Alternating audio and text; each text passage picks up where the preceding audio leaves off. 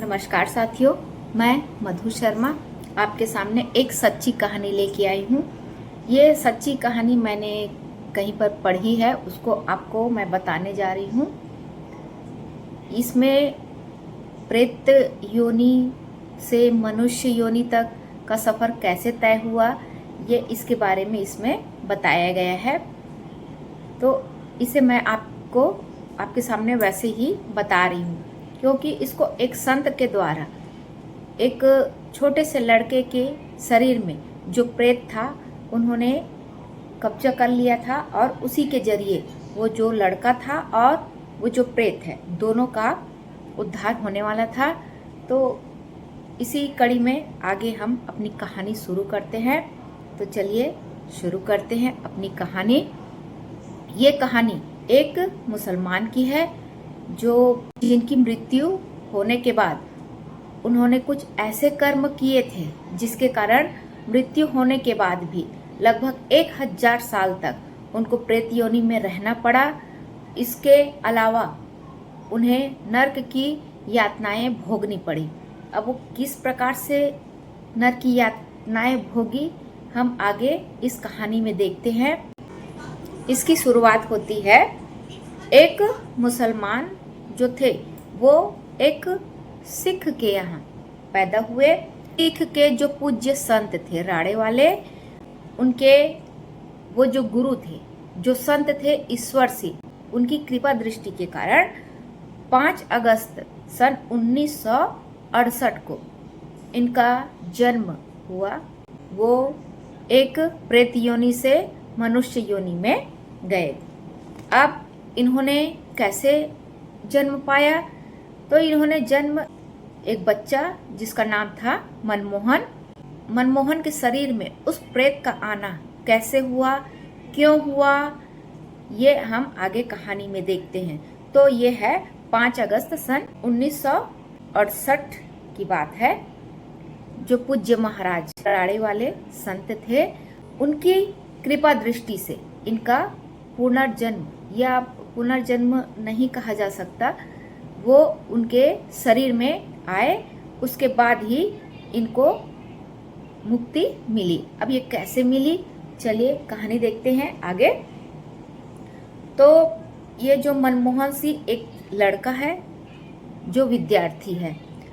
अब उसके शरीर में वो जो मुसलमान जिनका नाम था पीर सुलेमान नाम था, वो उनके शरीर में प्रवेश करते हैं, और प्रवेश करने के बाद उनके शरीर में ही रहते हैं, उनको बहुत तकलीफ देते हैं। उसके बाद उनके घर वाले उनको लेके जाते हैं।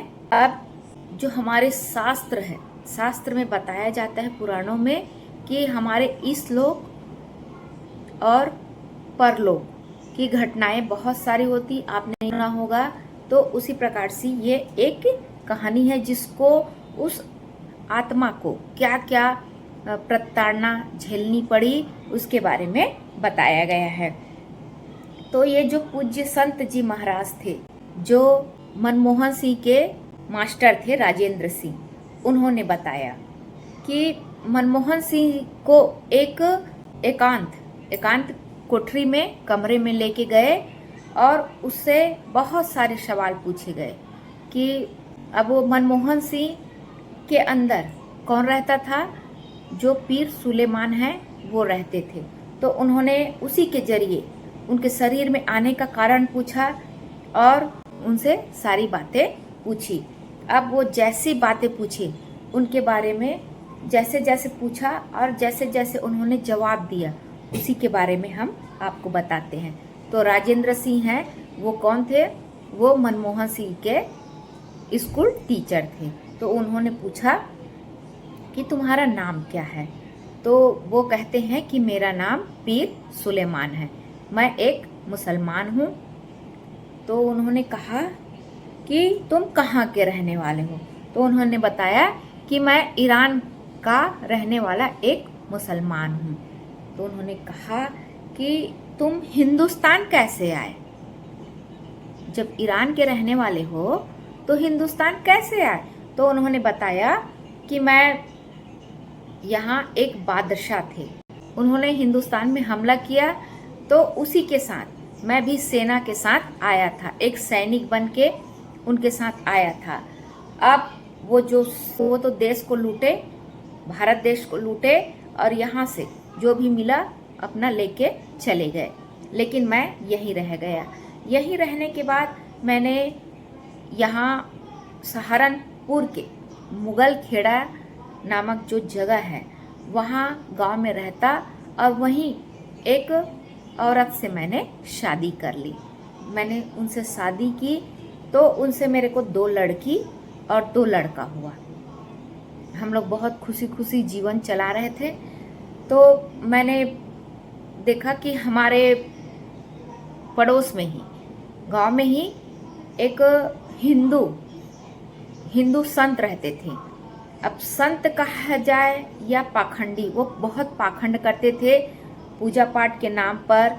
वो तपस्वी थे, है ना, ताबीज बांधने का, झाड़ फूक करने का ये पाखंड करते थे, और लड़कियों से गलत काम करते थे।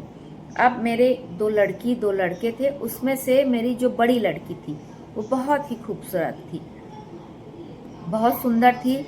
तो जो वो संत था, हिंदू संत, वो मेरी लड़की के साथ गलत ताल्लुकात रखने लगा। अब वो मुझे अच्छा नहीं लगा, तो मैंने बहुत कोशिश की, अपनी बेटी को भी समझाने की कोशिश की, उस संत को भी समझाने की कोशिश की। मुझे बहुत गुस्सा आता था, और जो गांव के लोग हैं, यानी जैसे भी है, मैंने कोशिश की कि उससे मैं अपनी बेटी को छुड़ा सकूं। लेकिन बात इतनी बिगड़ गई, संत था, उस बात को वो मानने को तैयार ही नहीं था, और ना ही मेरी लड़की को छोड़ने को तैयार था। तो मैंने उसी समय संकल्प लिया, ये मेरे दिल में ये बात घर कर गई। तो मैंने अपने अल्लाह ताला से दुआ की कि इससे यदि इसका बदला मैं ही लूँगा, और ये मेरी इच्छा आप पूरी करना। वो दुआ करता है। फिर सुलेमान ने बताया कि उसके थोड़ी देर बाद मेरी मृत्यु हो गई। मेरी मृत्यु हुई तो इसके बाद आगे फिर जो राजेंद्र सिंह हैं उन्होंने पूछा, तो जब तुम्हारी मृत्यु हुई उस समय तुम्हें कैसा लगा, क्या हुआ, उसके बारे में बताओ। तो सुलेमान ने कहा कि जैसे ही मैं मृत्यु के नज़दीक पहुंचा तो मेरी जो जुबान है वो बंद हो गई। मैं कुछ भी बोलना चाहता था लेकिन बोल नहीं पाता था, मेरी जुबान बंद हो गई। मैंने अपने सामने 4 यमदूत देखे जो यमराज के द्वारा भेजा गया था। चारों यमदूत को मैंने देखा, उनको मैंने देखा, लेकिन वो किसी की नज़र में नहीं आ रहे थे। वो चारों मेरे चारों ओर घेरा लगा लिए और उन्होंने मुझे बहुत प्रताड़ित किया, बहुत सजा दी। और जैसे एक पेड़ होता है, पेड़ के पत्ते गिर जाते हैं और वो कटीला वृक्ष रहता है, तो उसमें यदि मलमल के कपड़े को, पतला बारीक महीन मलमल का कपड़ा है, उसमें डाल दिया जाए और जोर से खींचा जाए तो वो जो मलमल का कपड़ा होता है वो तार तार हो जाता है।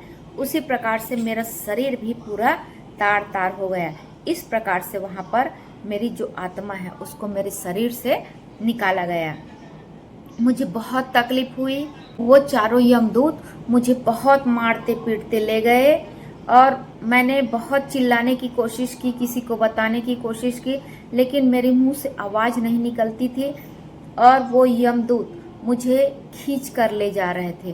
तो उन्होंने फिर पूछा कि यमराज के जो दूत थे वो तुम्हें धर्मराज के सामने कब लेकर गए, कैसे लेकर गए, इसके बारे में बताओ।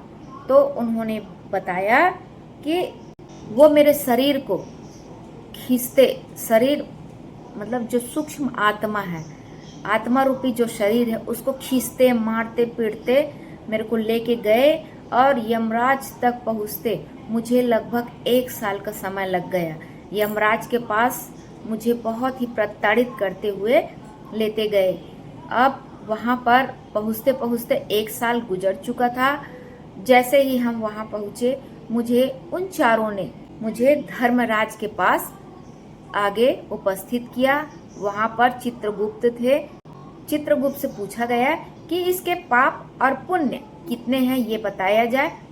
तो चित्रगुप्त ने बताया कि इसके पाप तो बहुत हैं, इनका हिसाब बहुत ज्यादा है। जो धर्मराज थे सब सुनकर उन्हें यह सजा सुनाई कि तुम्हारे पाप कर्म बहुत हैं, इसके फलस्वरूप तुम्हें कुंभी पाक में डाला जाएगा। ये कुंभी पाक क्या होता है? कुंभी मतलब होता है घड़ा, कुंभ का मतलब होता है घड़ा, और ये घड़े रूपी जो पाप का नर्क होता है, घड़े रूपी जो पाप का नर्क होता है उसमें डाला जाता है। तो उसने बताया सुलेमान ने कि वो जो कुंभी पाक था वो 1000 लंबा और 1000 चौड़ा था, और उसका जो मुंह था, कुंभ मीन्स घड़ा, घड़े का मुंह था वो सिर्फ 9 इंच का था। उसी में इनको डाला जाए, ये धर्मराज द्वारा कहा गया। और जैसे ही वहां पर ये अपनी सजा काट लेगा, उसके बाद इसे 1000 वर्ष तक प्रेत योनि में रहना पड़ेगा। ये उनको आदेश दिया गया। और जब तुम्हारा प्रेत योनि से समय खत्म होगा, उसके बाद तुम अपनी पुत्री का बदला उससे ले सकते हो। और वो अभी जो बता रहा था मनमोहन सिंह जो है, वो लड़का उसी के अंदर बैठकर ये सभी बातें अपने टीचर को बता रहा था। ठीक है, इसके बाद उन्होंने कहा कि 1000 वर्ष इनको प्रेत योनि में रहना पड़ेगा।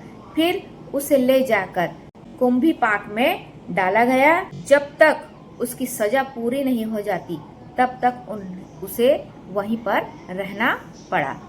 अब फिर उससे प्रश्न किया गया, कुंभी पाक में डाला गया तो उसके अंदर क्या था, इसके बारे में बताओ।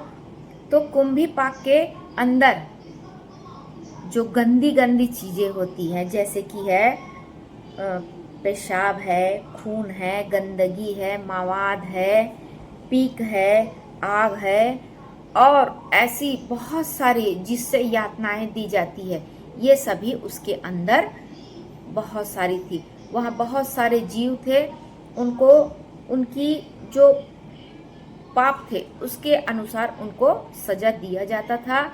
मतलब वहाँ पर ये बताया गया कि जो जैसा पाप करता है उसको वहाँ पर उसी के अनुसार सजा दिया जाता है। कभी उसको गंदगी के कुएं में डाल दिया जाता था, ये सब चीज़ उन्हें बताया गया। बहुत सारी वहाँ पर यातनाएं दी जाती है, और कोई कितना भी चिल्लाए, कितना भी पुकारे, वहाँ कोई सुनने वाला नहीं होता है। तो जो जैसा पाप करता है उसकी सजा वहाँ पर कुंभी पाक में दिया जाता है। इस तरीके से मुझे वहाँ पर कुंभी पाक में सजा मिली, और मेरी सजा पूरी होने के बाद मुझे प्रेत योनि में 1000 वर्ष के लिए डाला गया। प्रेत योनि मिलने के बाद मैं अपने वहाँ जहाँ पर मुगल खेड़ा है, जहाँ मेरा निवास था, वहाँ मेरी कब्र बनी हुई थी, वहीं पर मुझे भेजा गया। मैं वहीं पर रहा, और जो भी उस मजार में दर्शन करने के लिए आते थे उनको मैं पुकारता था, बुलाता था, देखता था, लेकिन मुझे कोई नहीं देख पाते थे।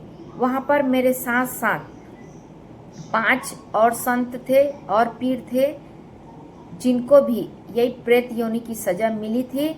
उसमें से जो पहला प्रेत योनि में था, उन्हें 3500 साल, एक को 3000 साल, एक को 3500 साल, और एक को 5000 साल, और एक को तो 4 युग से वो सजा भोग रहा था। ये भी मेरे साथ में ही थे। तो उनसे फिर से पूछा गया, 4 युग से जो सजा भोग रहा है वहाँ पर प्रेत योनि में, तो उनका उद्धार कैसे होगा। तो उन्होंने बताया, प्रेत रूपी सुलेमान ने बताया कि उनका उद्धार या कोई महात्मा करेंगे, या नहीं तो जो कलयुग में कल की अवतार भगवान होंगे वही उनका उद्धार करेंगे, ये उन्होंने बताया। तो इस तरह से उन्होंने अपनी जो सजा है और प्रेत योनि में आने का कारण बताया। फिर उनसे पूछा गया कि तुम ये मनमोहन के शरीर में कैसे आए, अब इसके बारे में बताओ।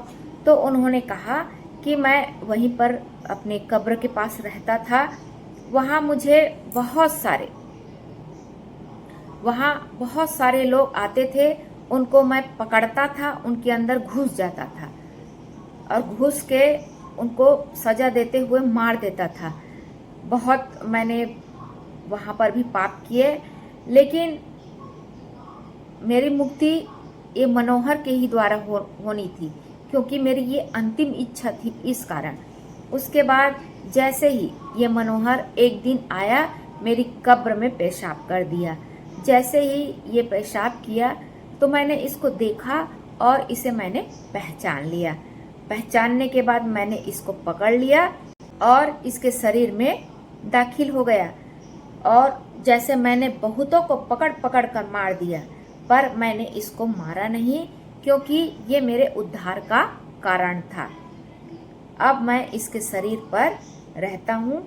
मैंने इसको इसलिए नहीं मारा क्योंकि इसी से मेरा और इसका दोनों का उद्धार होने वाला था, इस कारण इसको मैंने नहीं मारा। हाँ, लेकिन इसके शरीर में रह के इसको मैंने बहुत सजा दी, बहुत यातना दी है। अब इसका कल्याण कैसे होगा, ये फिर पूछा गया। तो उन्होंने कहा कि कल्याण भजन कीर्तन इससे होगा। तो फिर पूछते हैं कि भजन कीर्तन से क्या प्रेत को कोई प्रभाव नहीं पड़ता? तो कहता है नहीं, जैसे ही भजन कीर्तन या भगवान की कोई जगह होती है, पवित्र जगह, तो वहाँ पर हम जाते हैं तो हमारे शरीर में आग जलने लग जाती, हमें बहुत तकलीफ होती है। लेकिन यदि कोई इसका मार्ग बता दे कि इसका उद्धार इसी से ही होगा, भजन कीर्तन से, तो वहां पर हमको तकलीफ नहीं होती। फिर आगे फिर पूछते हैं कि जैसे तुम प्रेत योनि में थे तो उस समय खाना क्या रहता था, तुम्हारा खाना? तो उन्होंने कहा कि जो प्रेतों का खुराक है वो प्रेत हड्डियां चूसते हैं, खून पीते हैं, और जो लकड़ी का निकला हुआ जो कोयला होता है उसका जो ठंडा हो जाता है, राख से जो कोयला निकलता है, उस कोयले को हम खाते हैं। यही हमारा भोजन होता है। और ये रहते कहाँ पर है? तो ये खंडहर में पेड़ों पर लटके हुए रहते हैं, बहुत चीखते हैं, पुकारते हैं, लेकिन कोई भी उसकी तकलीफ सुनने को तैयार नहीं होता। ये वहाँ पर बहुत ज़्यादा भूख प्यास लगती है और बहुत ही ज़्यादा दुखी होते हैं। तो उनसे फिर पूछा गया कि तुम्हें प्रेत योनि क्यों मिला, इसका क्या कारण था कि तुम्हें प्रेत योनि मिला?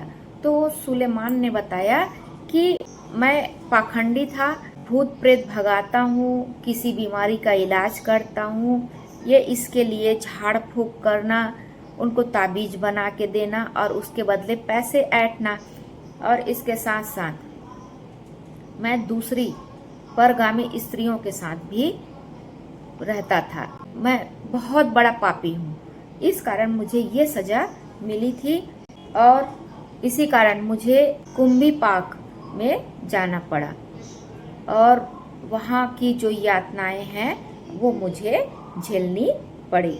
इस तरीके से उन्हें पूरी कहानी उन्होंने सुनाई। तो प्रेत और अन्य भूत योनियों को सत्संग में और कथा कीर्तन में आने का हुक्म नहीं होता है। यदि कोई प्रेत किसी मनुष्य के शरीर के अंदर प्रवेश कर जाए और फिर वह आदमी यदि किसी महापुरुष की शरण में चला जाता है और वो महापुरुष है उन पर दया दृष्टि बनाता है, और यदि वो आदेश देते हैं कि जाओ तुम्हें शांति प्राप्त करना है, उसे सत्संग करना है, कथा कीर्तन में जानना है, तो उसे जरूर ही मुक्ति मिलती है। तो ये जो प्रेत है ये मास्टर जी के, जो मास्टर राजेंद्र सिंह थे, उनके जो प्रश्न उत्तर हैं, इन दोनों के बीच का जो वार्तालाप है वो ज्यों का त्यों मैंने आपको सुनाई है।